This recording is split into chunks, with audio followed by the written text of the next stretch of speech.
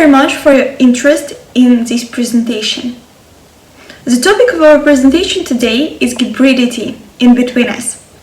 This presentation was created by Florian Slava, Marie Gradona, and Ksenia Shpatko. Today we are going to cover the following issues. Firstly, we will determine the term hybridity. Then we'll consider the status in-betweenness. Then we'll take into account the appearance of hybridity in the historical perspective. Then we'll consider the issue of hybridity in German society, and finally we'll take into account the issue of present this topic of hybridity in literature and movie industry. Therefore, stay involved. The first point, what does it mean? Cultural hybridity. Definition. Let's start from the definition of cultural hybridization. Cultural hybridization constitutes to the maintaining sense of being among different practices, values, customs of two or more different cultures. And in cultural hybridization, one constructs their identities that reflect the sense of being and resides both within or beyond a certain margin of nationality, race, class, linguistic diversity, social diversity, ethnicity, and so on.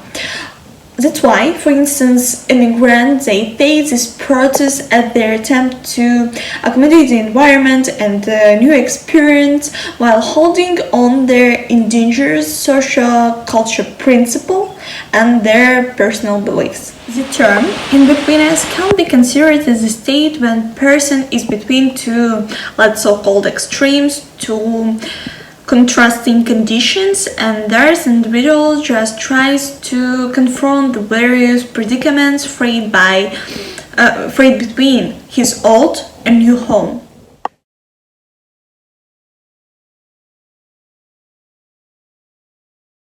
We also often hear the term in-between status, and in-between status is a position that immigrants or diaspora subjects occupy while they attach of two different worlds, and one of them is the world of their origin, world of their home, and second one is the host world. And this attachment usually could be of two different types, therefore just pay attention to the next slide.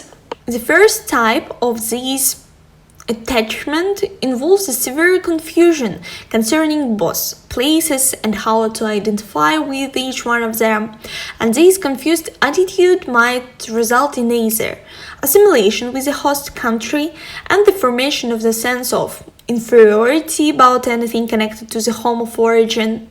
This is like the one extreme. Or second one can result in the exclusive style of life in which diasporic subjects detach themselves from the host society. They practice their own religion, practice their own culture, and they also maintain the sense of superiority over the mainstream culture in the host country.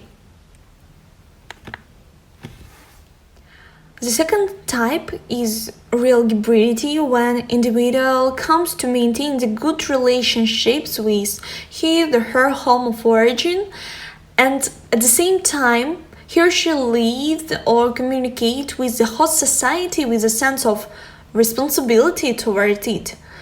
And this maintains a sense of certain belonging to both cultures, and these both cultures are reconciled. This hybrid position sometimes could be called the third space, which encourages creativity and civil communication, and it's a manufacturer space that one makes effort to attain. In other words, it is a new home in the imagination that heals the rift of their individual's identity. That's why now we're switching to the third part of our presentation, and now we are going to consider the appearance of hybridity from a historical perspective.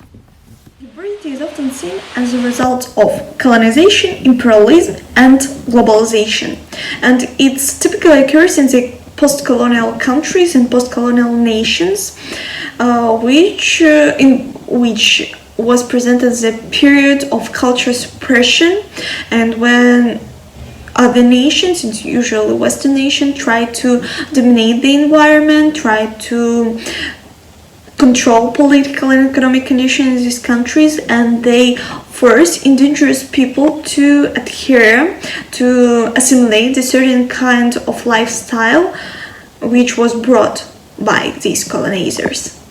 Thus, hybridity is a result of culture suppression, and because of culture suppression and constant control, political control, economic control, these people experience this in-betweenness. They're just stuck between two different cultures, and in this sense, hybridity can be understood as a result of constant negotiation and interaction that is dictated by dominant factors such as colonizers' cultures. Or even through colonizers historically influence the culture and beliefs of colonized nations. It's worth mentioning that in such metropolis locations such as Paris, Amsterdam, Toronto, London, sometimes occurs situations when patterns and lifestyles of colonized people, of diasporic members, influence the patterns and lifestyle of host nations. However, the above described situation occurs not only in the countries with the past connected with colonization and colonialism, however, it occurs everywhere, and many people argue today that hybridity is everywhere and all cultures are hybrid because there is no pure culture to be corrupt today, especially in nowadays world, because people historically they communicate with each other, they interact with each other, they shared certain kind of traditions and beliefs.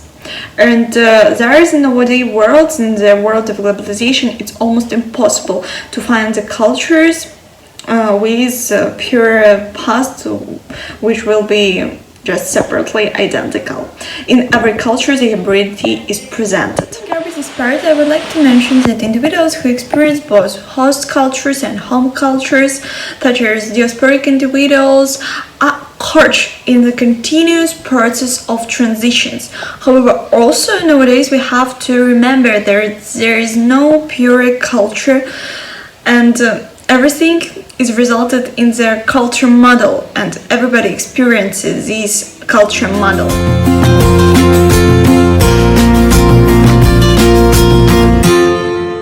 Hi everyone, I'm Felina, and I want to talk about in-betweenness and hybrid identities in the West on the example of German Turks, people with Turkish roots living in Germany. And the information of this presentation are based on text about this topic, and also films and personal observation. Germany is a very multicultural country, and among other nationalities there are also almost 3 million people with Turkish roots living there. And the German and Turkish history goes way back to the 1960s and began when Turkish guest workers came to Germany. And a lot has changed since then. There are no guest workers or visitors anymore. They are a part of German society. And the history is pretty complex, and there are a lot of stories of how Turks came to Germany and started a new life there. And a good example for that is the movie Almanya from 2011, because it tells the story in a funny way of a Turkish family that moved to Germany and all the struggles they had to face when they arrived in this new culture and society. And moreover, it tells the story of the second and third generation who also grew up in Germany. And it deals with in-betweenness, hybridity, and the search for cultural identity of the characters. So if you want to have a look at this movie issue, I'm going to use the terms that Xenia already explained, and moreover the term of cultural identity, which determines the belonging of an individual to a cultural group, but not necessarily to one particular group, also to several groups. And the topic is pretty complex, so I'm going to especially focus on the second and third generation of German Turks and their struggle with the in-betweenness. And I have a lot of friends in Germany with Turkish roots, and they're all born in Germany, and their grandparents or parents immigrated to Germany to work or to follow their relatives.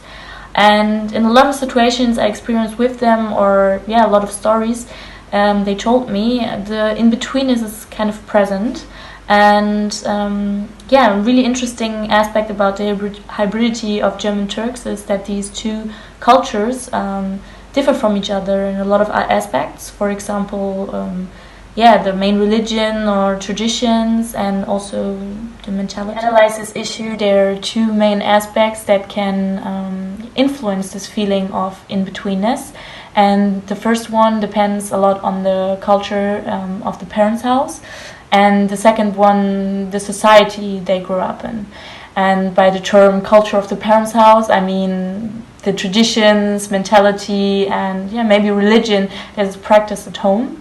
And also in little aspects as the language they speak to each other or the food they eat. And for example, a child that grows up in a family where the parents are still very connected to their original roots, or they spend their vacation in Turkey and have a relationship to their relatives there, a child would most likely feel more connected to their Turkish roots than a child that grows up in a Turkish-German family that is more Germanized, which is a term to describe when immigrants behave typically German. And of course, it also depends on the group of friends they hang out with and their influence. The second aspect is the society and how German Turks can be treated in their environment. And even though they are born in Germany and they have the German passport, they can be treated as the other in society. And this is often connected to their appearance or their look and the prejudices people have related to that. And this is often shown in subtle racism in everyday life, and it can be experienced, for example, when the police stops you in your car far more often than others, or when a teacher treats you differently just because they have a prejudice in their mind. And also questions and statements like, oh, where are you really from? Or, oh, your German is very good. Or, go back to your country when the youngsters misbehave is not uncommon. And I also experienced that people would call a normal cafe a Turkish cafe just because the owners have Turkish roots. And even though maybe the German Turks would make fun of this among themselves, this can have a big impact on their feeling of in-betweenness and questioning their cultural identity, and not feeling as a full member of a society they grew up in and were born in. And this can cause sometimes that they would feel maybe more easily offended or discriminated in a situation that maybe has nothing to do with their Turkish roots, or just because they are more sensitive and conscious about this based on their experience they made. And on the other side, there's the Turkish society, for example, their relatives or friends they visit on vacation in Turkey, and where they're also treated as not really Turkish, as German, and they also don't feel as a full member of this society. These issues and many more can obviously result in a so-called cultural identity crisis, and according to the theory of Victor Turner, the identity crisis can be described as, and I quote, "If people are not associating themselves any longer with the culture of society they or their parents had been previously part of, but at the same time they're not part of the society they are living in." The issue of hybridity can result in different and interesting positions. There are some German Turks in the second or third generation who identify themselves with their Turkish roots and the Turkish culture, even though they never lived in Turkey. And in some cases there's also a slight aversion to Germany visible. And on the other side there are German Turks who kind of completely turn their back on their Turkish roots and don't show big interest of the culture of their ancestors, and they just identify themselves with the German culture. But at the same time there are also some German Turks kind of in the middle who don't want to identify themselves with either just one of these cultures, and enjoy the status of in-betweenness and the positive aspects about it. For example, to be able to speak 2 languages by heart, or to live among 2 different cultures every day. And yeah, as I said in the beginning, this is a very complex topic, but I just wanted to give you a brief insight. With this example of the issue hybrid identities can face.